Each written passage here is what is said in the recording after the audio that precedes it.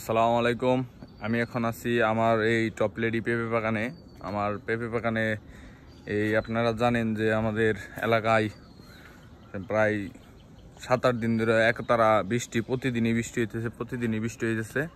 আজকে আপাতত মনে হইতেছে যে বৃষ্টি হইব না, তারপরেও আকাশের ভাব নমুনা পাওয়া যায় না। আর এই যে বৃষ্টির পরে এই যে আমার যে পেঁপে বাগানটা দেখা যাচ্ছে,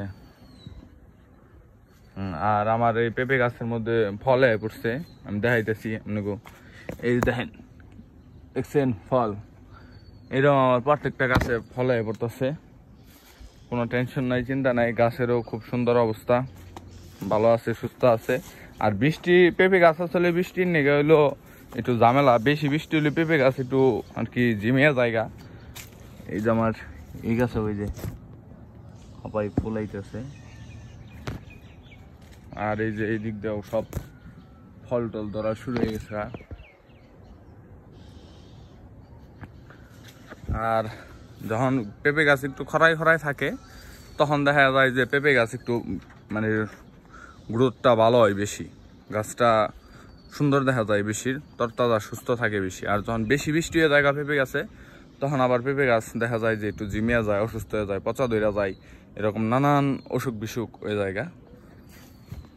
এই যে ফল, এই ফলগুনা বাইরেছে, এই ফলগুনা আর কি বড় হওয়ার পরে আপাতত 3 মাস 3.5 মাসের মতো লাগবো। এই যে বাগানটা,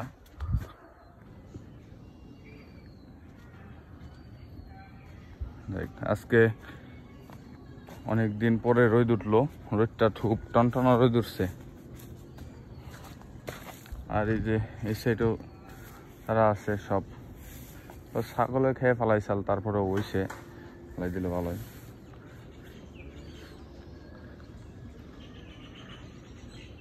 আর এই যে এটা হলো আমার পুরান পেঁপে গাছ। পুরান পেঁপে গাছের মধ্যে এই যে একটা পেঁপে কালার আইছে, এই পেঁপেটা পারুম একটু পরে। এটা হলো আমার পুরান পেঁপে গাছ, যা আগের বছরের গাছ রয়েছে। এই যে একটা গাছ, এই একটা গাছ, এটা হলো মর্দা গাছ। ওই যে, আর এই সিরিয়ালে আবার ওই যে এই পাশে বুনছি হলো আপনার চারা, পেঁপে চারা, একটু ছোট সাইজের। ওটি যখন বড় হইব তখন আমি আপনাদের আবার দেখামু। এই যে এখন এগুলোর নিয়ে আর কি বাগান দেখা যাচ্ছে, এক সাইড বড়, এক সাইড খালি। আসলে এই বড় হইলে দেখা যাবে খুব সুন্দর। Thank you. আর এই যে এখানে একটা আছে কুমড়ার জাংলা, সবাই কুমড়ার ফুল তুলে আইতেছে, দেখা যায়। এই যে মাশাআল্লাহ, খুব সুন্দর। আর আমার এই যে এই সাইডের যে পেঁপে গাছগুলা, এগুলো এই যে ওই যে এই সাইডটা অনেক বড় হয়ে গেছে। Thank you so much. ওই যে এই সাইডটা অনেক বড় হয়ে গেছে।